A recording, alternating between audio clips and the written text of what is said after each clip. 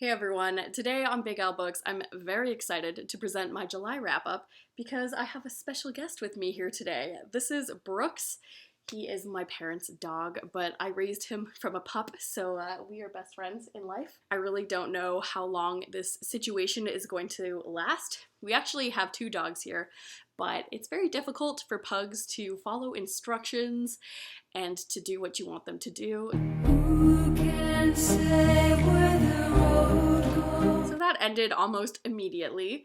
It looks like the pug wrap-up was not meant to be, but that's okay. I still have some pretty good books to talk about anyway.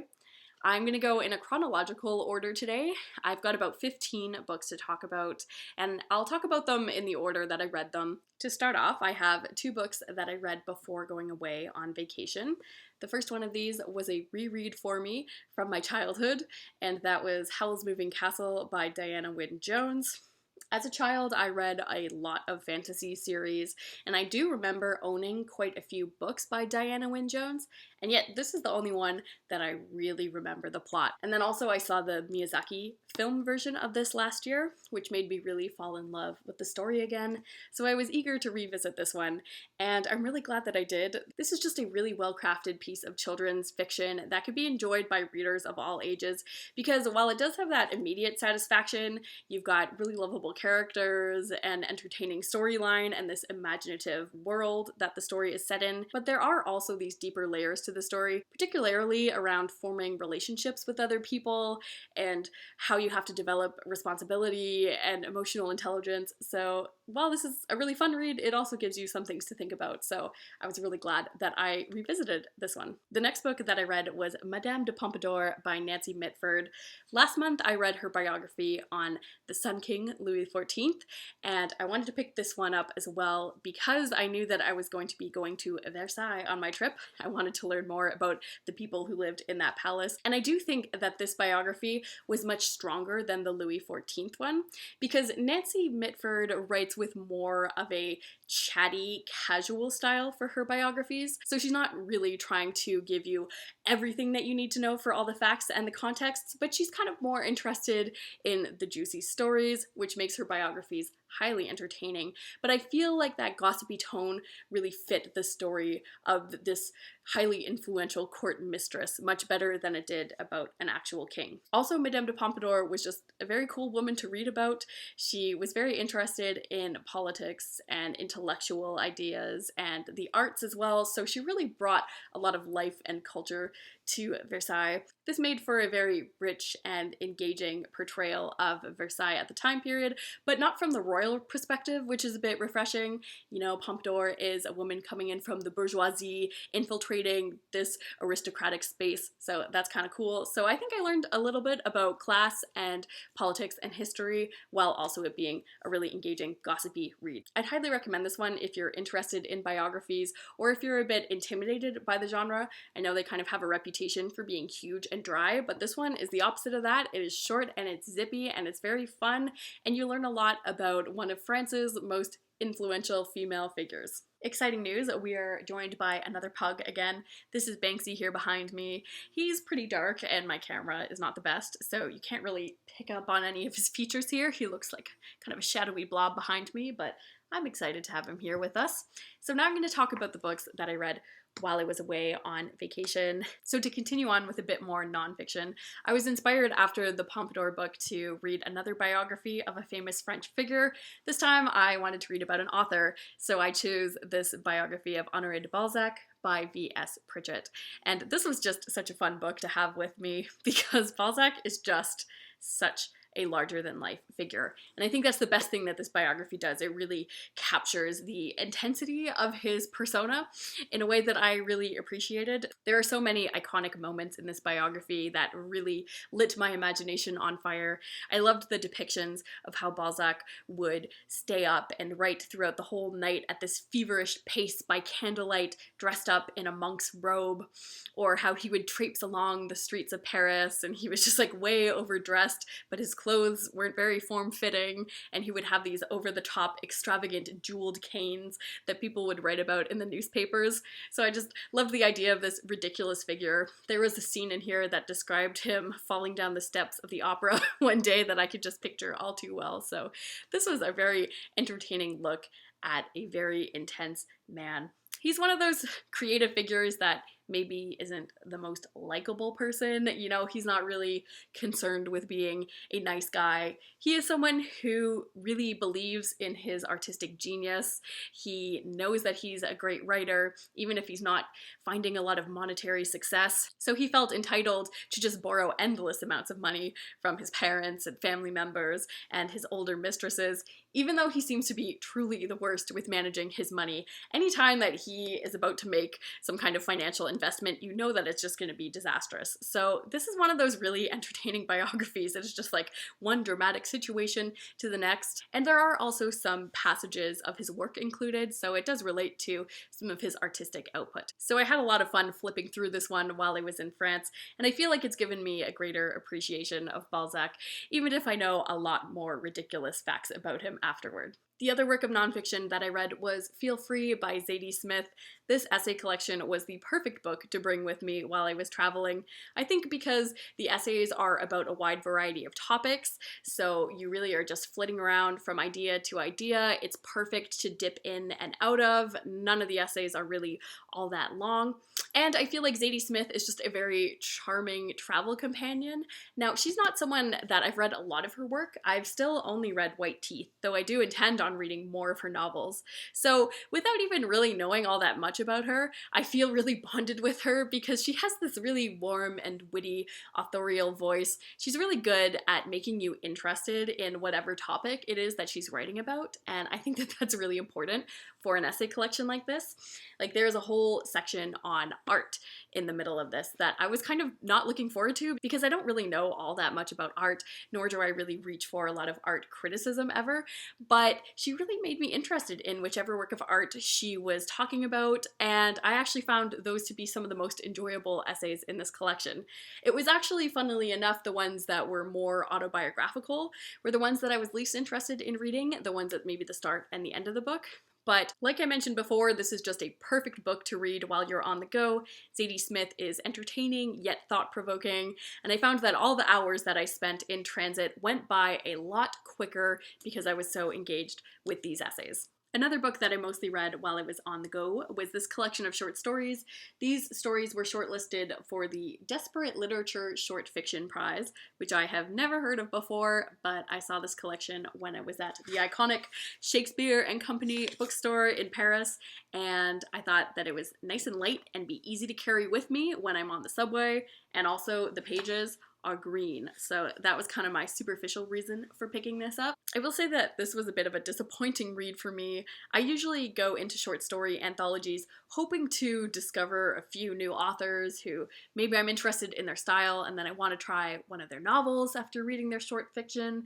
But I can't say that that was the case with any of the authors in this collection. I don't think that I loved any of these, and I know that I certainly disliked many of them. Oddly enough, I liked some of the stories that were more in the backside of the collection as opposed to the winners and some of the runners-up, so not really sure what that says about me. I just can kind of find modern experimental short stories to be a little bit frustrating because you can tell that there's a lot more emphasis on style than there is on story or character. So while some of these were entertaining to read in the moment, I don't think that there are many stories in here that have really stuck with me, so this collection was a little bit of a miss.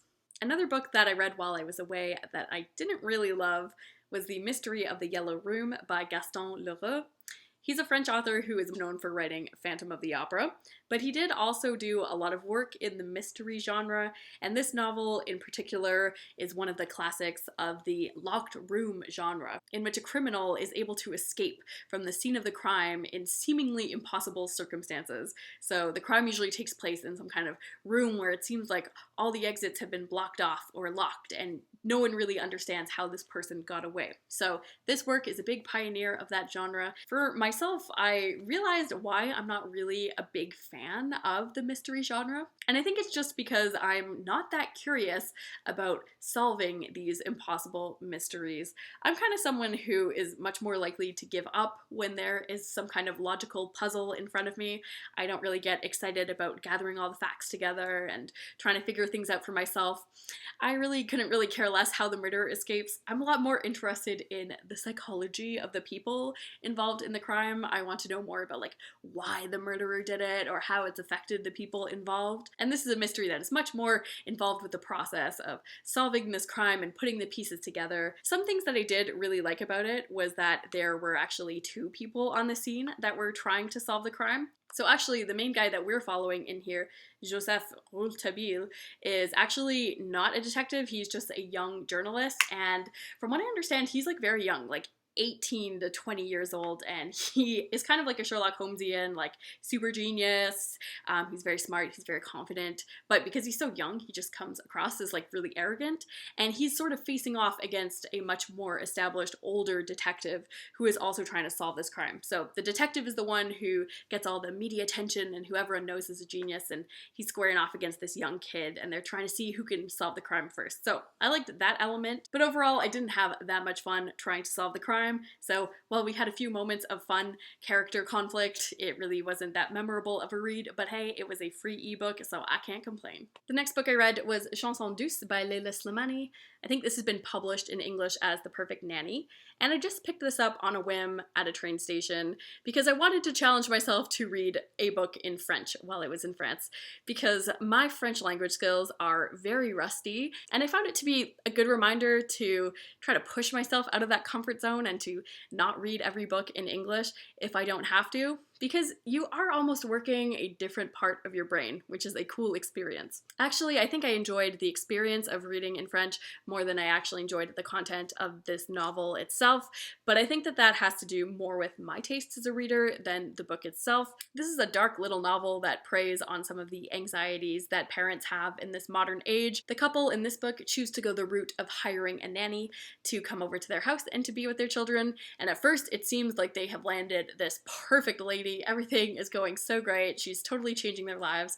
And then they just start to find more and more peculiarities with her character, and things just become a little bit more uncomfortable. You know right at the start of the book that a terrible crime has been committed. So you're more trying to figure out throughout the whole book how you got to that intense part at the beginning. So this is a complex character study, but I found that the conflict was a bit too slow burning for me, where just a good majority of the novel felt quite dull because there weren't a lot of moments of dramatic tension. So I think I would have liked a more over-the-top book, but I can't fault the author for telling a different kind of story. The last book that I read while I was away was A Heart So White by Javier Marías. This was translated from the Spanish by Margaret Jull Costa, and this was an incredible book. I absolutely loved it, but I find it's one that you really need to be in the right frame of mind to appreciate, since if you look at the text, it is mostly written in these lengthy paragraphs. There are these kind of digressive thoughts and these repetitious ideas that are cycled throughout the text. So for me, I found the perfect place to read this book was both of my airplane rides, because I was just up in the air in this kind of dark setting and there was nothing else to distract me, so I could just lose myself into chunks of this text at a time. So this is largely a book about family secrets and trying to uncover these dark moments in your family's history, how your parents have these shadowy pasts that you don't really understand when you're a child. But it's not just about finding out the drama that happened in this family, as it is exploring the idea of secrets in general and how they change our lives. I'm going to share one of the creepiest lines in this book with you about secrets and why we keep them. The quote is, "You see, life doesn't depend on events, on what you do, but what people know about you, what people know you've done."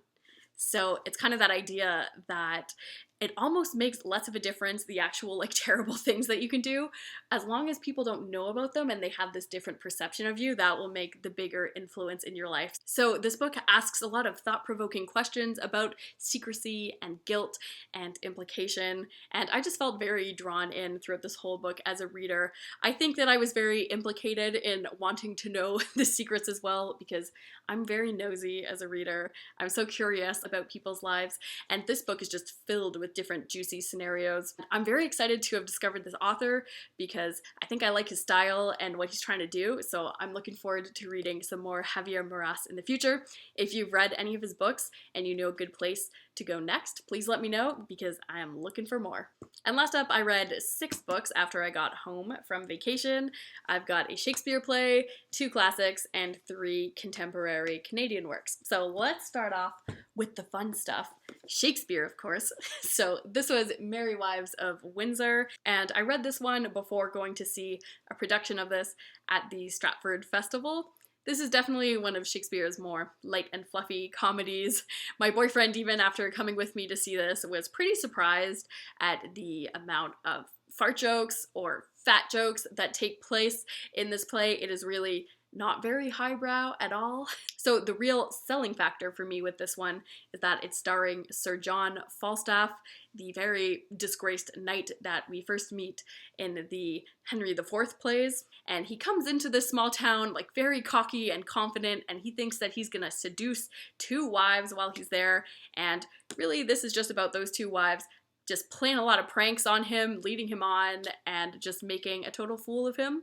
So it's just a fun little ridiculous comedy. You do have to cheer on these women. They are really taking a shot back. They are making fun of these gross men who feel entitled to conquering them. And also one of the wives has this insanely insecure, jealous husband, so he deserves to be taken down a few pegs, although I certainly don't buy the happy ending of this one. Actually, I will say that all of Act 5 in this play is pretty nutso. So it's not one of Shakespeare's strongest endings, but if you're just looking for a good little time, this was a pretty fun play to check out. Next up, I read Of Human Bondage by W. Somerset Maugham. It's one of those books that really just takes you into the life of another person and gives you such a rich perspective on that life. And it's not really a flashy novel where there are a lot of exciting things happening. Our main character, Philip Carey, is a pretty average guy. I think when you're going back and you're reading these older works of literature, you're expecting to find protagonists who are very exceptional because it's a book that stood the test of time. So you're expecting to read about someone who is very charismatic or who's very brave or who's very talented. And Philip, our main man here, is really none of those things. I mean, he's someone who even loves art and he wants to devote his life to it, but he's just not very talented. He's just a very average dude. But I found that so much more engaging to read about since it is so much more relatable. I mean, how do you live a meaningful life as a totally average person? So I really liked what this book was exploring and how it tackled that question of the meaning of life. I thought there was a really interesting interpretation of that question throughout this book. And there are some glorious over-the-top turns of phrase that I really appreciated. Here's one about growing up and realizing that the idea of youth being the happiest time of your life is just an illusion.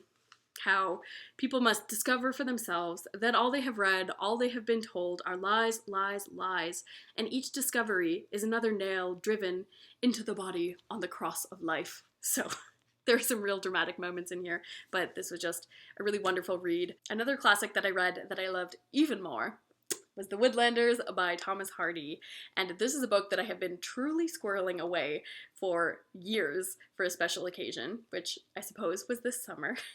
And the thing with Thomas Hardy is that I've heard that there are 6 of his novels that are considered to be his major masterpieces, and this was the last of those 6 that I had to read. And while I am glad that I saved it for myself, I'm sad that this book has sat unread on my shelf for so many years because I really loved this story. I thought it was a fantastic novel.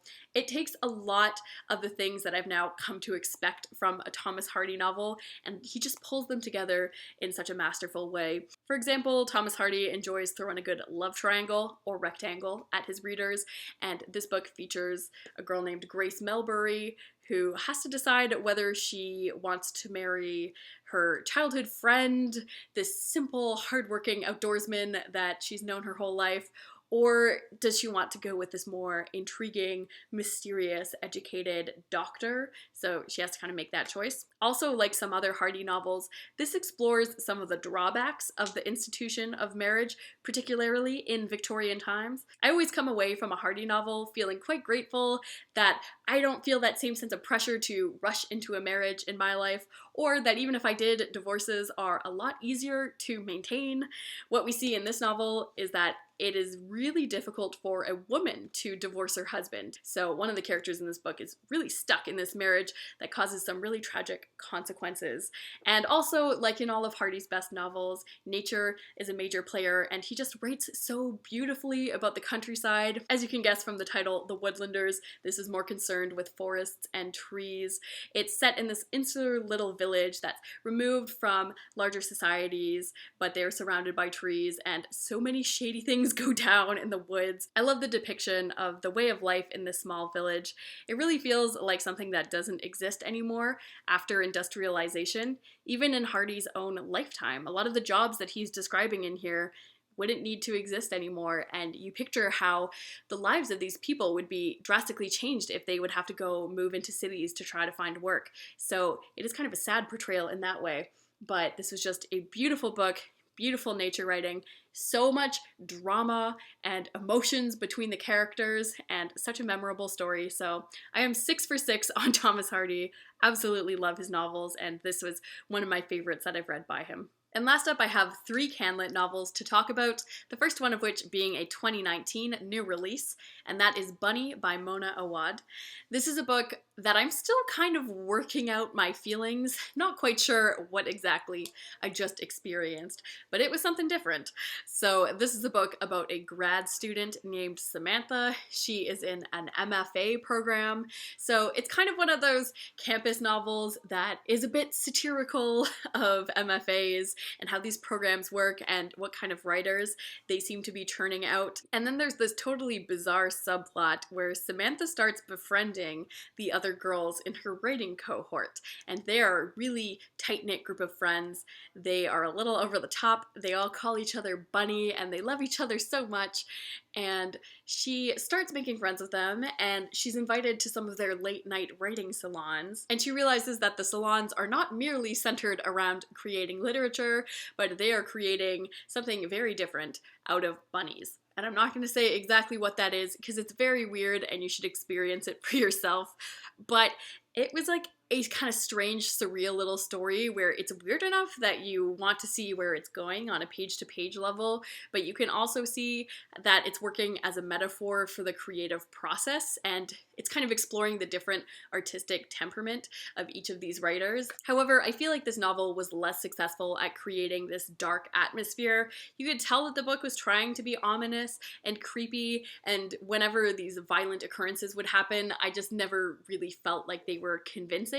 So it didn't really suck me into this story. So I feel like this novel was a bit of a mixed bag for me because I did like the more humorous sections that were poking fun at MFA programs and some of the weird instructors in them and some of the strange people that are in them, but I wasn't quite as drawn to the dark and spooky moments of the text. And I found the characters to be a bit of a mixed bag as well. I actually really liked the bunny girls because even though on the surface they seem really annoying, they seem like they're the same person, this kind of perky, privileged white girl thing, but then you get to know each of them and they really have their own niche interests, and they're each tied with a certain type of literary fiction that I thought was really funny. But I found Samantha, the main character, to be a bit less convincing, and that's partly because she's supposed to be an unreliable narrator, so that kind of holds her at a distance. You don't really know what she's like. All you really hear about her is that she's like an outsider and she's different and she doesn't fit in and she's got this difficult past. So I didn't really feel that much of a personality coming from Samantha as I would have liked to. So this was really one of those books that had some high and low moments, but overall it was pretty enjoyable and I'm glad I gave it a try.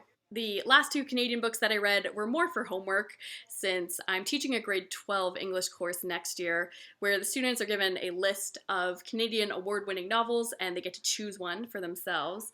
But there are 6 books on the list that I haven't yet read, so I got through 2 of them this month and I've got 4 more to go in the month of August. The 2 that I read are very well-known books in Canada, definitely fall into that mainstream popular literary category, and I had polarizing reactions to these books. So let's start off with A Complicated Kindness by Miriam Toews. Now, she's an author who I have been writing off for far too long. I remember going back to my own grade 11 English course, we were given the choice of reading Catcher in the Rye by J.D. Salinger or A Complicated Kindness, and I feel like mostly everyone in the class did choose Catcher in the Rye, myself included. And while I think that that's a fun, valuable book for teenagers to read, I really wish that we had the time to dive into both of these texts because they have so many similarities, and I couldn't help comparing it to Catcher in the Rye the whole time, since this is also a book centered around the experiences of a dissatisfied teen. Although her life is very different than Holden's. Basically, she is living in a small Mennonite community, and while she uses a lot of humor in this book to describe the community and make fun of the absurdities of her life in this hardcore community, really, most of this book is about the fallout on her family of living in such a restrictive community. So Nomi is going through this incredibly difficult time of her life as her sister has left home, her mother is just gone, we don't really know where the mother's gone, and she's just left there with her father, and they're trying to pick up the pieces and try to function in their daily lives, but they become increasingly less able to do this as their traumas take over. So Nomi is a really heartbreaking character because you feel bad for the situation that she's in, but she has such a charming and entertaining narrative voice that makes you like her even more. This is not the kind of book that is very suspenseful or building up to any kind of dramatic confrontations between the characters.